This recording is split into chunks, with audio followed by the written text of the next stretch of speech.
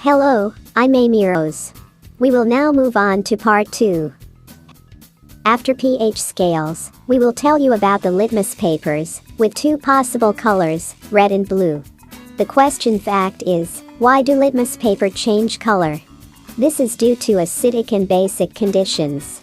The red litmus paper changes to blue in basic conditions, and blue litmus paper changes to red in acidic conditions. Now, I'm going to show you for any items. Suppose it's a sliced lemon.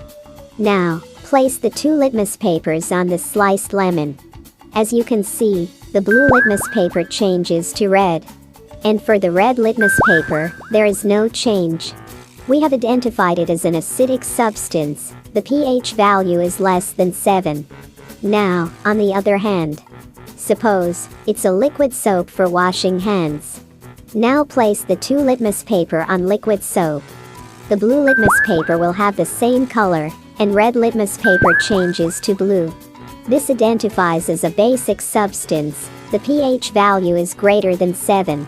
So you can summarize it in the form of a table for the change of colors. Finally, in the next part, we'll tell you about the alkaline reagent test for flavors. Like, comment, and subscribe now on YouTube.